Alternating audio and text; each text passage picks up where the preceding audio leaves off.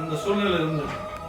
எங்கள் வீட்டம்மாவுக்குள்ள ஃப்ரெண்டு தான். ஆனால் அதுக்கப்புறம் தான் எங்களுக்கு தெரியும் ஃப்ரெண்ட்ஸ் அப்படிங்கிறது. ஆனால் அப்போ இந்த பையன் என்ன பண்ணுவோம், போய் சந்திச்சு ஜெபம் பண்ணி, அவர் பேர் ரித்தீஷ்.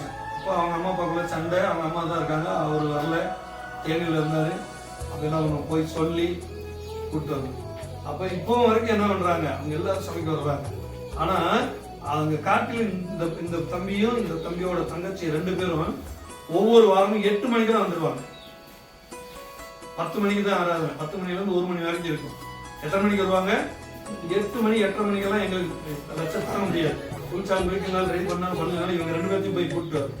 எல்லாரும் கேட்டாங்க, என்ன அவங்க 2 பேருக்கு மட்டும் அவ்வளோ முக்கியத்துவம் கொடுக்குறீங்க? அப்போ எங்கள் வீட்டம்மாவும் சொல்லுவாங்க, சண்டையும் போடுவாங்க. சில நேரத்தில் சாப்பாடு கூட தர மாட்டாங்க. என்ன அந்த பையில போய் வர்ற, நீ எதுக்கு அப்படி முக்கியத்துவம் கொடுக்குற? அப்புறம் உங்களுக்கு தப்பா சொல்ல மாட்டாங்களா? எதுவும் சொல்ல மாட்டாங்க. அது ஒரு ரகசியம் இருக்குன்னு சொல்லி சொன்னேன். எல்லாரும் வர்றாங்க, 11 மணிக்கு வர்றாங்க. ஆனா இவங்க 8 மணிக்கு வந்து நிக்கிறாங்க.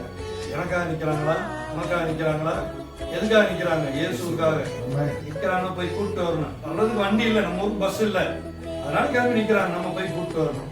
இது நமக்கு கடமை இருக்கு. அல்லேலூயா, அல்லேலூயா. சொன்ன உடனே அம்மா என்ன பண்ணாங்க, அதுல இருந்து ஒரு நாளும் தடை பண்ணதே கிடையாது. இன்னைக்கு அவன் அங்க சர்ச்சுக்கு வர வேண்டியது, அங்க இருப்பான். ஆனா